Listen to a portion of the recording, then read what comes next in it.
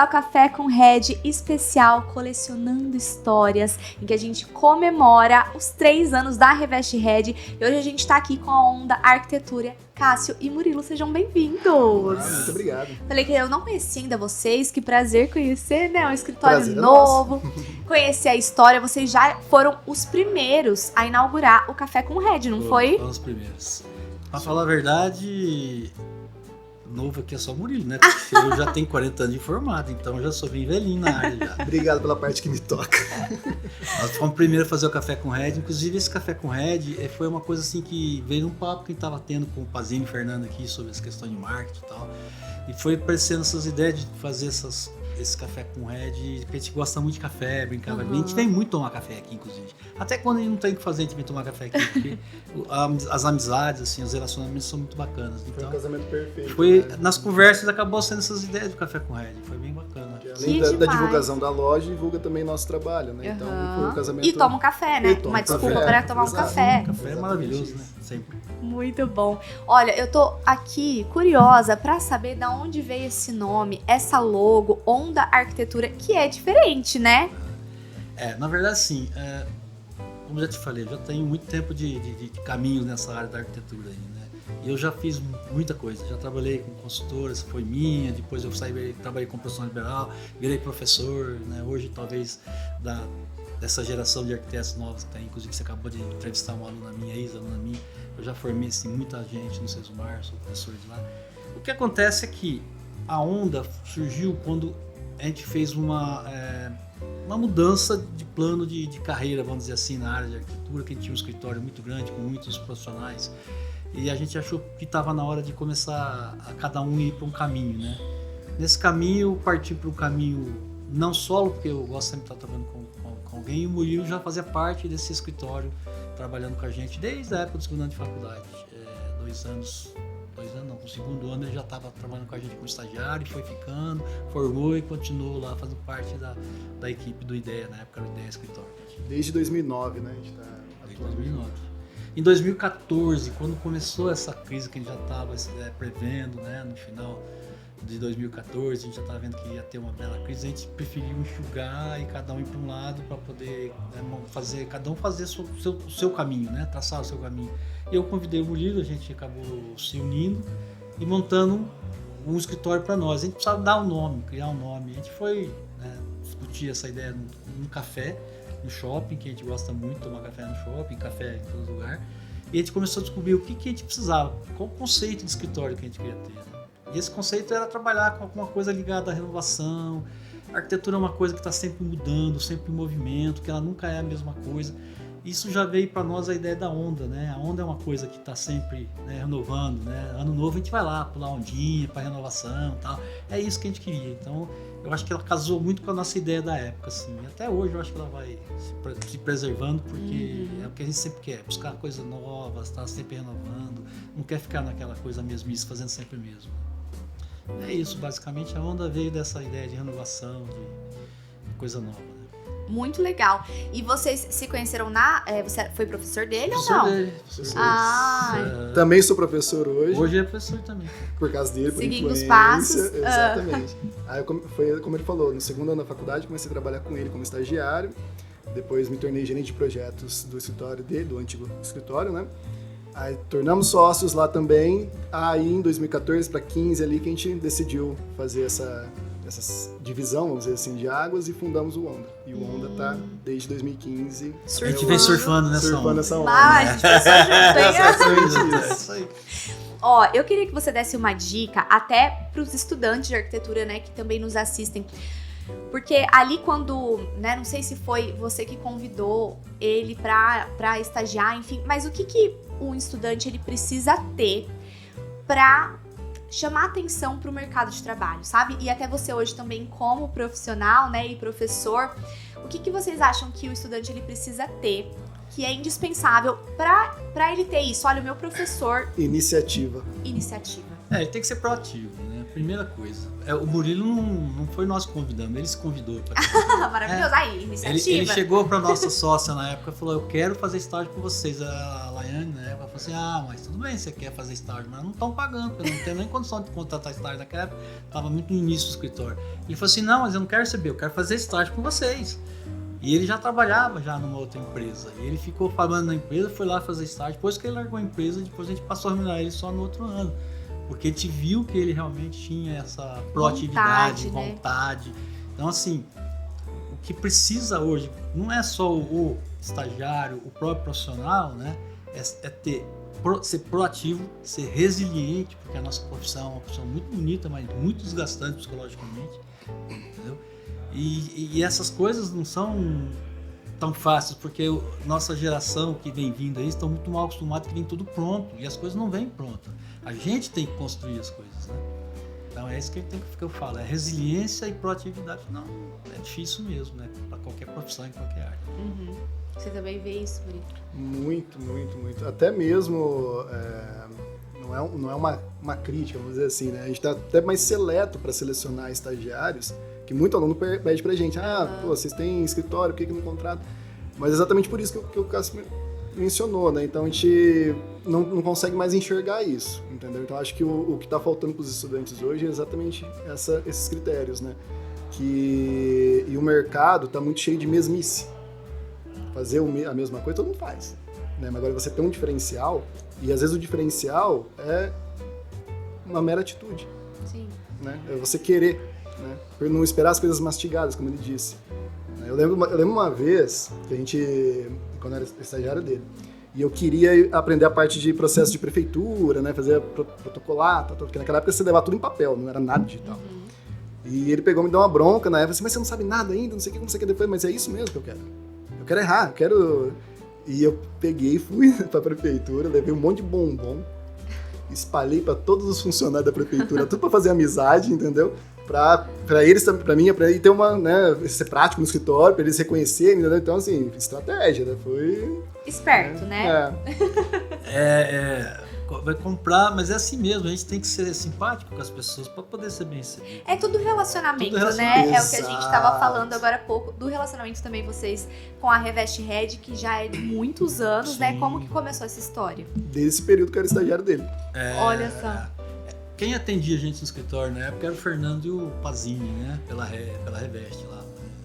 Na época a ateliê já tinha um tempo, o Anderson também atendia a gente. Mas nem sempre a gente fazia coisa com o ateliê, porque o ateliê já tem um público um pouco diferenciado, como é a Red. E alguns clientes nossos gostam de ter mais opção, queriam ir direto na Revest, porque também achavam que a Revest tinha um preço melhor, porque tem aquele negócio de conceito, e loja conceitual sempre dá a impressão que ela é um pouco mais cara que a outra. Então eles nos atendiam lá direto, os dois eram uma dupla, né? Fernando e Pazini, que nos atendiam lá no escritório. E a gente foi criando uma amizade junto com isso. Então, assim... Tanto o Pazini como o Fernando são muito dinâmicos na forma de atendimento. Para a gente era muito prático, né? Porque é muito complicado hoje você apresentar um produto para um cliente, sendo que você tem muitas opções até demais, né? Eu lembro disso, que quando eu me formei, eu tinha praticamente 3, 4 opções para apresentar para um cliente. Aí era uma coisa muito repetitiva, né? Hoje não, hoje cada um tem a sua personalidade própria. Muito vasto, né? Porque os materiais que Mas tem uma dentro, em referente aos dois, né? O Fernando e o Pazini, e agora o Mike, o Alisson, né? Eles têm a facilidade, o macete da leitura do nosso perfil de projeto. Então, vamos supor, às vezes a gente apresentamos um trabalho, já fizemos aquelas escolhas, mas aí o cliente, não, eu quero uma segunda opção, e dependendo da correria, eles já sabem o perfil que a gente vai... Então, assim, acho que o Murilo ia gostar muito desse aqui. Então, esse mapeamento de loja e escritório, né, profissionais, é muito legal. Isso é muito interessante. É o que eu sempre falo, né, do antes, durante e o depois.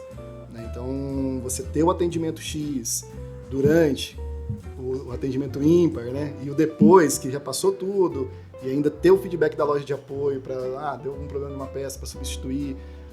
Tudo muito rápido, tudo muito prático, entendeu? Então, assim, a minha confiança profissional, porque o problema é que a maioria dos clientes, eles não sabem dividir, né, a questão da terceirização, né, dos terceiros, né, com a gente, né, eles misturam um pouco a problemática, né, que sempre acontece algum problema em obra. Então, ou seja, nesse momento eles são parceiros, porque qualquer coisa que eu precisar nessa terceira etapa, eu entro em contato e eles, mesmo que já passou um mês, um ano, Sim. eles são proativos na hora, assim, não, vamos resolver, vamos atrás. Essa parceria é igual casamento, né? Não é só na exato. saúde, é na doença também, né? Quando eles têm problemas, eles estão sempre dispostos para nos resolver esse problema junto com o cliente. Porque o cliente, muitas vezes, ele acha que a gente, por indicar as empresas, são corresponsáveis pelas coisas que acontecem, né? Em termos de entrega de material, qualidade do produto, etc, etc. E pode acontecer, como já aconteceu com a gente, e vir um lote com um problema que na queima da cerâmica, algumas fuligens, porque estava o forno sujo, ficou um monte de pontinho preto que na amostra com que ele comprou não tinha. E eles foram super rápidos em atender a gente, que o cliente olhou aqui e falou assim, não foi isso que eu comprei, isso aqui não tinha esses pontinhos pretos quando eu vim, aqui tá cheio. Eles já foram com o técnico e já levaram o técnico, já constatou que não era um problema de escolha, era um problema realmente de fabricação que acontece, e já trocaram para outro produto, para o cliente, que o cliente escolheu. Enfim, essa dinâmica para nós é muito importante, né? Porque o cliente, quando ele se sente bem acolhido pela empresa, se sente bem acolhido pela gente também. Então, assim como a gente gosta de atender bem, ambos os lados, né? Sim, Da hora com claro, a gente, né? Para nós isso é muito bom, né? Dá muita tranquilidade também, para trazer um cliente aqui, saber que você vai ser bem atendido e vai ter retorno nesse atendimento. Sim. Cliente, né? É que a gente preza muito isso no escritório, é o nome. Assim, o respeito pelo nome, pelo que a gente é como profissional, né, cara? Então, Sim, claro. por isso que o que a gente traz perto de nós, de terceiros, tem que seguir esse padrão. Então, por isso que, de olho fechado, que sempre quem eu indico são os meninos aqui, por causa disso. Tá, mas voltando aqui na cronologia da história, você estava falando então, quem atendia vocês era lá na Revest, né? Revest. E aí, quando abriu a loja aqui... O Pazini foi convidado para gerenciar a loja, né, pelo povo lá da diretoria da Revest. Primeira pessoas com quem ele avisou, falando que ia vir aqui, ia ser o gerente da abertura da loja, foi praticamente pra gente. Então a gente fez uma maior festa. As primeiras vendas foram nossas. Assim. E foi um ano assim, que casou um trabalho grande que a gente estava fazendo, foi que teve até uma boa margem de venda, de trabalho da gente, que para eles também foi bom, porque casou, que foi início da loja, deu um bom andamento. Isso é, enfim, aquela coisa. A amizade também é importante nessa hora, né? Vocês estavam comentando que, na verdade, passa de um relacionamento profissional já, né? Porque são quantos anos já sendo atendidos pela mesma equipe, né? Pelas mesmas pessoas, e aí acaba virando uma amizade também, exatamente né? Isso. Eu praticamente sou meio fiel nesse sentido, né? De amizade, dessas coisas. Porque eu gosto de atender e estar relacionando com gente que eu conheço, que eu curto, que tem, sabe, que a gente tem um astral legal. Então, assim, amizades minhas são antigas, né? E a gente vai preservando isso também na vida profissional, porque isso também é importante. Eu tenho clientes que voltaram depois de muitos anos. Eu estou refazendo trabalhos de coisas que eu fiz há 30 anos atrás, né? Refazendo em sentido de reformando, revendo, ou o cliente querendo fazer coisas novas. Então, porque isso também é importante, né? Eu acho que isso também faz parte da vida profissional. E essa relação que vocês criam com os clientes, então é importante que a empresa, né, que vocês escolhem também tenham essa relação com o cliente de vocês, né? Ela precisa ter, ela tem que ser laço. Até mesmo dependendo da rotina, né? Às vezes o cliente vem sem nós, né? Aí a loja mesmo comunica, assim, gente, X cliente entrou em contato com a gente, tal, né? Então a gente sempre tá tendo essa interação, né? Então isso que é legal, esse alinhamento, vamos dizer assim. Pode falar. Eu ia perguntar, né, sobre tanto tempo de arquitetura. Você falou que tem 40 anos, 10 anos. O que vocês veem, assim, de que mais mudou de 40 anos e de 10 anos pra cá, assim? Tudo? Olha, na geração dele, talvez menos, né? Na minha mudou muita coisa. Porque quando eu vim pra Maringá, tinha 4, 5 arquitetos aqui, né? Nossa. Pouquíssimos arquitetos. A sociedade não sabe ainda, não entendia o que era arquitetura. A engenharia achava que arquiteto era um design de interiores, que como hoje, mas não bem no sentido design, mas um cara que fazia somente decoração nas obras. E não é nada disso, né? E como que foi sua escolha, então? Há tanto tempo atrás, você escolher por isso, que era uma profissão... a minha ideia, quando a gente tem uma ideia muito perdida quando ele tem, né, saindo dessa fase de adolescência para escolher um curso de terceiro grau, de segundo, terceiro grau, eu pensei sempre em fazer mecânica, que era uma ideia que eu tinha na cabeça. Mas como eu tive um ano de época, que o colégio segundo grau era profissionalizante na época, em Maringá não tinha muitas opções, as opções que eu tinha mais na área, que essa área mais técnica, era de desenho arquitetônico, eu migrei para o desenho arquitetônico. E eu me apaixonei no desenho arquitetônico por fazer projetos, né? É uma coisa bem encantadora mesmo, quando você começa a desenhar e criar, enfim. Então eu resolvi fazer arquitetura, só que naquela época a arquitetura era uma coisa muito rara, porque a gente tinha Curitiba, Federal e a PUC, e depois as outras capitais, algumas cidades do interior, como São Paulo, Rio de Janeiro, Minas, ali, que era Belo Horizonte, Florianópolis, Rio Grande do Sul. Enfim, eu tive que migrar para fora, né? Eu acabei indo fazer no interior do Rio de Janeiro, faculdade. E isso para mim foi muito bom, porque primeiro que eu saí de Maringá, saí do leito familiar, saí daquela casulo que a gente vive dentro de casa, né? Que nós pais, eu como pai, acabo criando com os filhos, que também não é muito bom, mas enfim. E isso me deu uma outra perspectiva de entender sociedade, vida e tudo mais. Então quando eu voltei para Maringá, eu voltei com outra cabeça, né? E quando a gente chega aqui, depara com uma cidade de expansão, como era Maringá na época, até hoje, né? Uma cidade que cresce muito rápido e muito violentamente rápido, perto do padrão brasileiro, foi muito legal, porque eu conseguia, na época, fazer projeto e executar os meus projetos junto com... Eu não trabalhava sozinho também, eu era sócio com mais 2. A gente fazia o projeto e executava o nosso projeto. E na época não era assim meio processo de execução que tem hoje, que é contratar um preiteiro que vinha bota gente na obra. Não, lá na época você se contratava um mês de obra e esse mês de obra gerenciava a obra, a gente gerenciava o serviço técnico basicamente, e esse mês de obra contratava todo o restante da mão de obra, todos eles eram registrados na obra como se fosse uma grande empresa. E isso nos deu um grande cacife de aprendizado, porque esse mestre de obra, ele é um cara de conhecimento de 40, 50 anos de obra na prática, a gente tinha teoria. Então a gente começou a casar conceito prático e teórico, né? E era muito bacana, né? Ele chamava a gente dos meninos, porque a gente era tudo novinho, 20 e pouquinhos aninhos, né? E seu Virgílio, o nome dele, ele trazia os problemas pra gente de uma forma tão delicada, que era muito bacana, que ele falava assim: ô meninos, tô com um problema aqui, ó. Esse negócio que vocês fizeram assim no projeto, não tá dando pra dizer daquilo. Como é que a gente resolve? Palpites a gente dava muito, né? Ele chegava, ele ouvia todos, só que ele chegava e falava assim: posso dar minha opinião? A gente, claro, seu Virgílio, por favor. Por que a gente não faz assim? Nossa, vamos fazer assim, vai ficar melhor. Então, isso também é aprendizado, né? Sim. Então, isso foi muito legal pra mim, porque hoje já é mais difícil essa prática, porque hoje a obra tem uma estrutura diferente, uma dinâmica diferente. Eu acho que é tudo muito imediato. Muito imediato. Então, assim, eu acho que isso acabou até afetando um pouco a arquitetura, que a gente discute muito isso em sala até com os alunos, de estar perdendo a essência dela. Né? Então, assim, tá muito comercial a coisa, muito projeto de gaveta, que a gente até brinca, né? Não tem, é muito repetitivo. Né? Então é difícil você ver, hoje enxergar um profissional que tem realmente uma linguagem própria, entendeu? Se ele não está fazendo uma coisa só para... Né? Na verdade, o que está acontecendo, assim, a arquitetura tem que sair da questão modismo, né? Isso. A arquitetura não está aí para atender moda. E as pessoas estão comprando a arquitetura como comprar roupa, para mostrar. Exatamente isso. A arquitetura não é isso. A arquitetura é para você vestir a roupa, para você se sentir confortável com ela, para você se sentir bem com ela. Então a gente precisa produzir para que as pessoas se sintam bem dentro do espaço arquitetônico. Hoje o povo vem com o conceito de neuroarquitetura, biofilia. Gente, isso tudo faz parte da arquitetura naturalmente. Não preciso ter um conceito diferente. Sustentabilidade. Gente, é obrigação nossa fazer isso. A própria arquitetura é sustentável. Né? Ela sendo bem feita, né? Ela sendo bem feita. Porque a gente pensa na iluminação, ventilação natural, tudo isso. Então, ou seja, ela sendo feita como ela tem que ser feita, ela vai atender essas necessidades, entendeu? Então, o que a gente procura fazer, pelo menos no escritório, é isso. É o nosso trabalho pensando no cliente, né? Ou nos clientes, cara, cada caso é um caso, é uma família, se é uma pessoa, se é uma empresa, porque quando a empresa se trata de outras relações, né? De outras coisas.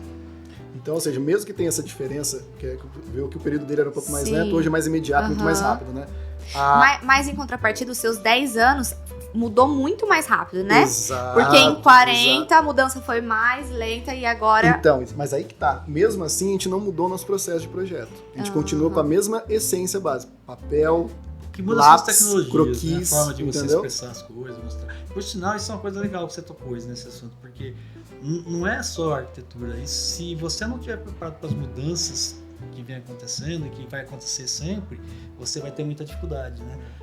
Quando eu iniciei, tudo era feito na massa do braço, na mão, desenho era na mão, né? Tudo feito na mão. Hoje é praticamente tudo feito no computador. Daqui uns tempos, talvez esse processo mude mais radicalmente ainda.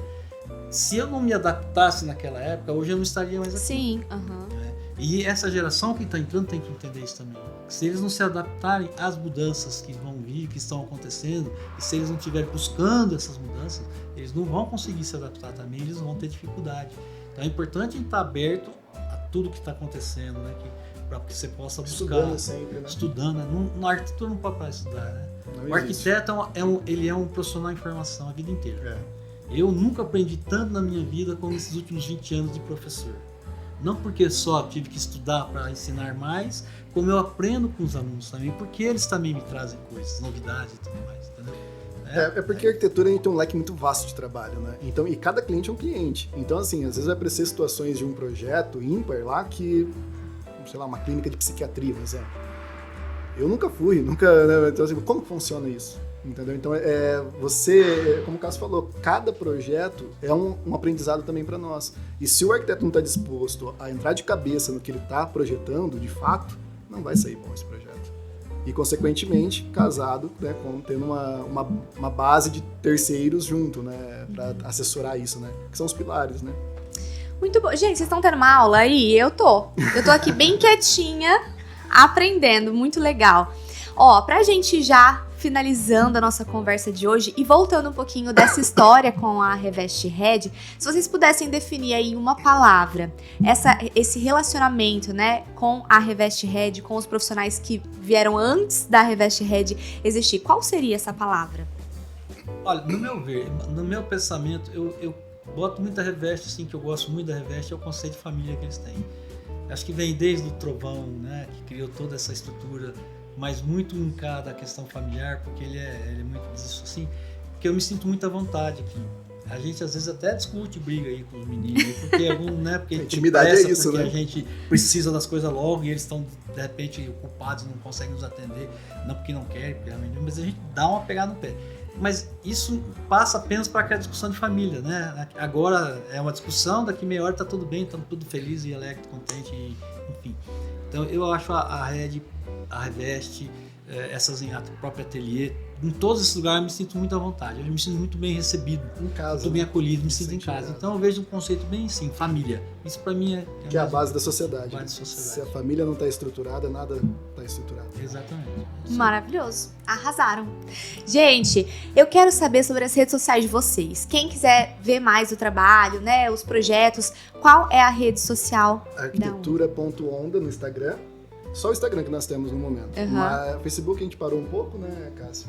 Mas também, como a gente respeita muito também a questão do cliente, tem alguns clientes que não gostam, que posta as fotos, né? Então, assim, são alguns trabalhos que a gente coloca. Não sou muito de postar stories, Não. assim. A gente não é muito da parte da... Eu já tive, assim, uma vez um cliente, a gente até postou, era muito no início da rede social, a gente postou e a cliente não gostou muito, achou que a gente invadiu a privacidade dela. Sim. E eu entendi isso depois, porque a gente não pode sair postando as coisas como se fosse de nossa propriedade. Sim. Né? A ideia intelectual pode ser nossa, mas a propriedade legal não é nossa, né? Assim, não é legal, é patrimonial, não é nossa. A ideia é patrimonial de quem comprou, né? Nossa ideia é intelectual. Então a gente preserva muito de somente postar aquilo quando a gente tem pergunta ao cliente se ele não vai se incomodar, se não tem problema, Não vai invadir a privacidade se não vai invadir dele, a privacidade né? dele. Então a gente posta algumas coisas sim, mas quando a gente tem certeza de que Até não mesmo vai. o primeiro contato, a gente vai sempre tomar um café. Né? E nesse momento a gente acaba trazendo toda essa conversa que nós estamos tendo aqui e também as imagens, né? Ou às vezes a gente até faz um tour pela cidade, porque tem... Mas o Cássio acabou de... Tem muitos projetos. Pela cidade, você vai pela andando e vai... cidade, Entendi. Exatamente isso. Temos, mais um projeto para vocês darem ideia para Revest Red. A gente fazer uma tour por Maringá e parando nos projetos da Onda Perfeito. Arquitetura. Bom, bacana. Perfeito. Olha só, Vamos. gente. Perfeito. Fica a dica. Muito Combinadíssimo. obrigada mais Eu que uma agradeço. vez. A gente adora ter vocês aqui. E a próxima, né, a gente já vai deixar marcado. Combinado? Obrigado. Só gritar, Tamo gente. aí. Isso aí. Valeu, Eto. Pessoal, muito obrigada pela companhia e a gente se vê semana que vem.